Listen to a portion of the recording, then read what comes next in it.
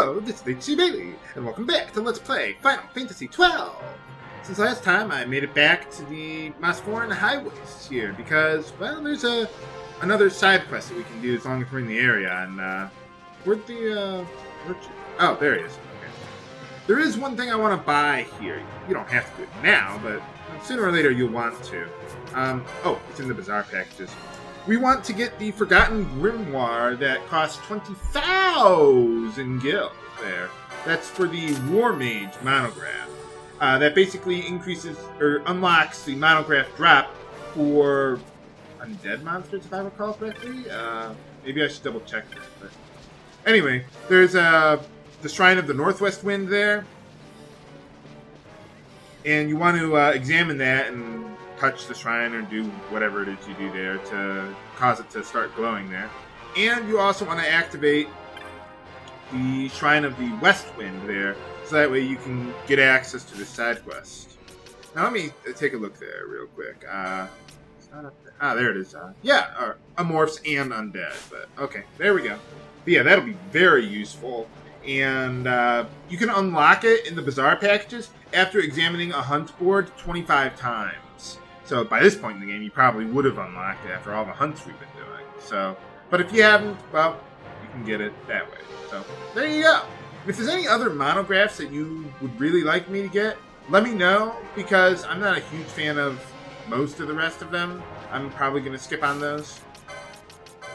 But anyway, here's my Gambit setup. We got Decoy on my tank there. And we've also got Foe Any Dispel on my mage there. I've also... Oh, I should make that Blizzaga. Well, I've got Self Blizzaga Gambit. I suppose it doesn't really matter which one you get, but I like Blizzaga.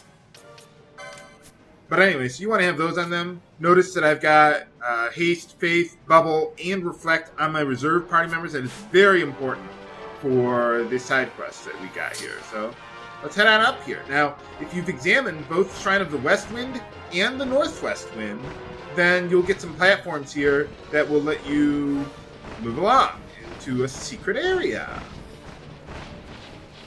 You see, these wouldn't be here if you...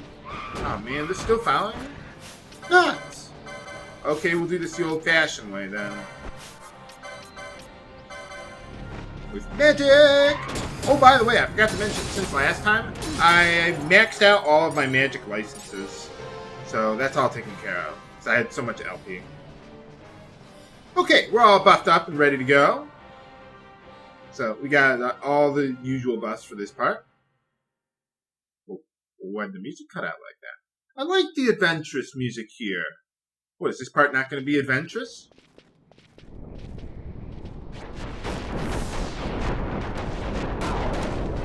What the hell is that? Looks like a giant tree monster thing.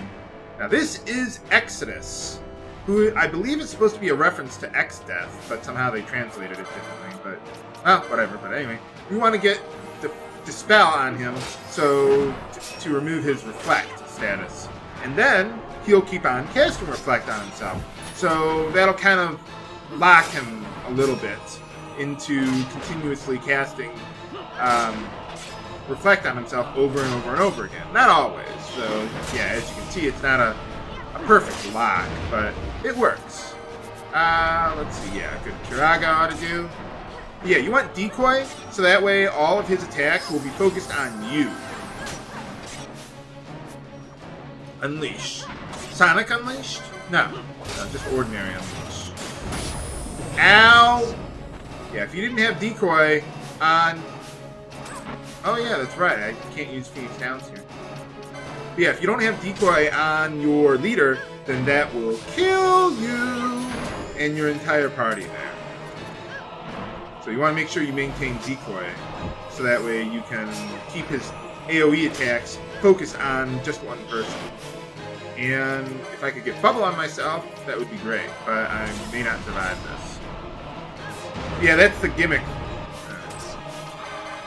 That's the gimmick for this Esper boss fight. You can't use items.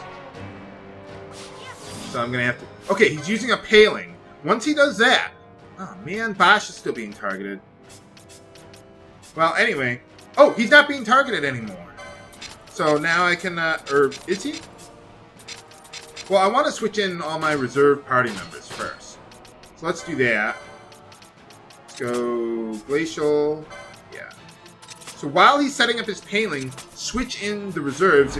Oh, wait, no. Damn it. Now he's being targeted. Goodbye, Basch. Okay, now we can switch in Van there and just go hog wild with this. Basically, the strategy that I like to use here is just keep on attacking him over and over and over again until you get his HP down to like 10% or whatever it is. And then he'll set up that physical paling. While he's doing that, he won't be targeting you. Now he is, but while he's doing that, he won't be targeting you. So that gives you free reign to switch in your reserves. And once you switch in your reserves, have them all... Oh, now that. But yeah, once your reserves are in, then just go self-reflect, Blizzaga, and just do that over and over and over again because he's immune to physical attacks, right? And just go all out with that, and you should be able to kill him before he can kill most of you. Unfortunately, Finale died, but at this point I've got so much LP, I don't even really care about that. So, I'm not going to worry about that.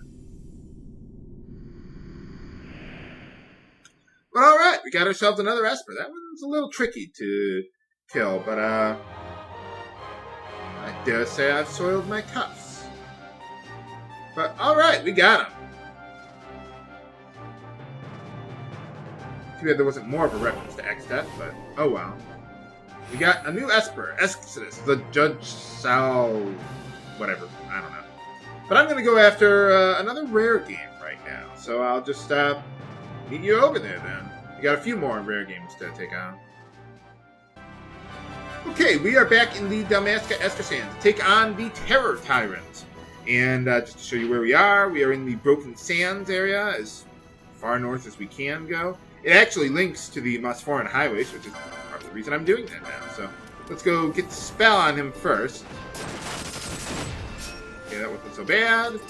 And now we want to go self-reflect and Aroga with cherry stabs.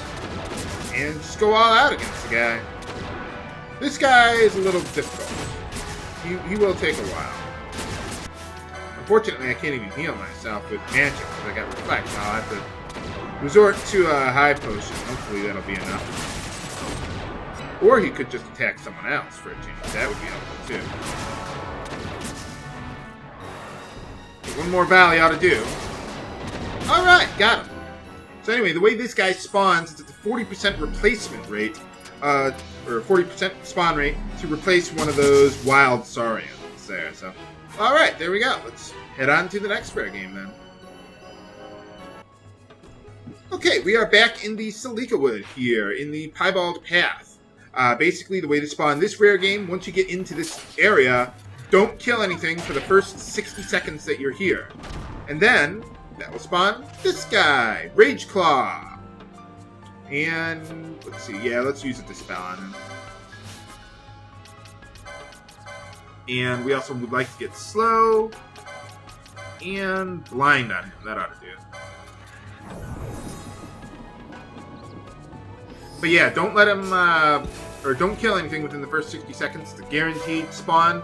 The only thing that could trip it up, from what I've heard, is that there's palette swap of this guy who can devour another enemy to double its level or something or other like that. And that counts as a kill, and then this guy won't spawn. And he might do that off screen. Wasn't Pulsar Wave one of Keistis' moves in Final Fantasy VIII? I forget. Let's go to the next rare game then.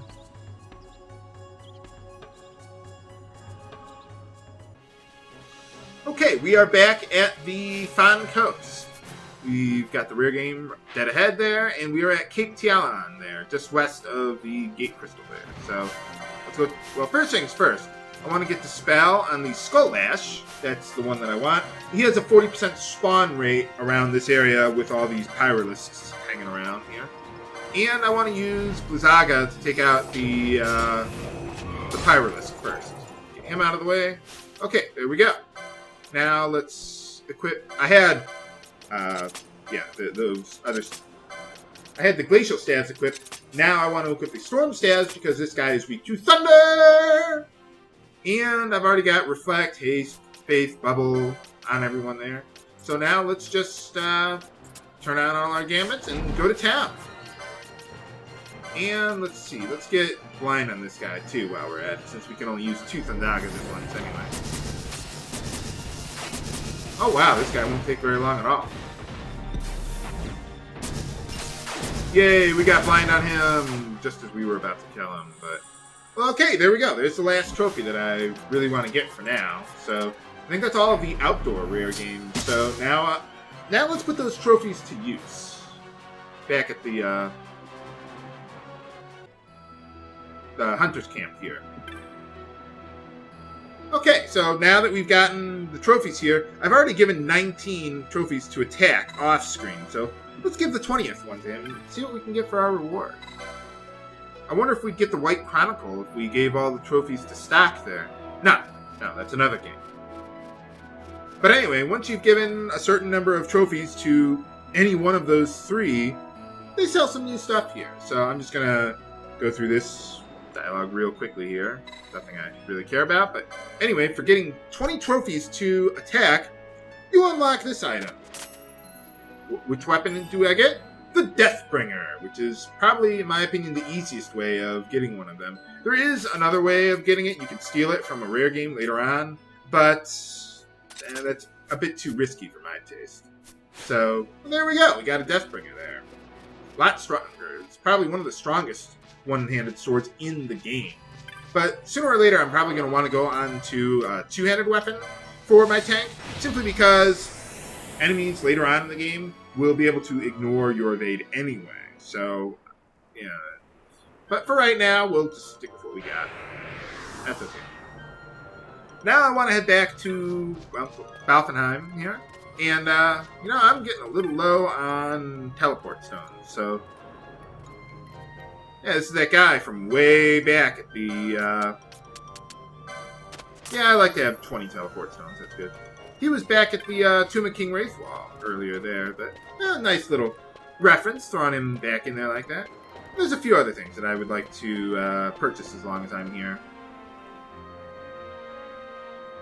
Namely, some new accessories. I'd rather buy those than get more monographs that I don't really care about. But like I said, if there's any other ones that you think are really good, let me know. I'm just not a huge fan of them myself. But anyway, here's the guy. The Leapin' Banga. But anyway, he has Cameo Belts. I love those accessories. They basically negate the enemy's ability to parry or evade your attacks. So it's really nice. And 3 Power Armlets are absolutely a must because they block the stop, which will be useful against certain hunts there. But can I handle the entire Zertnan Caverns? Find out next time on Let's Play Final Fantasy XII. This is HC Bailey, signing off. Have a good day.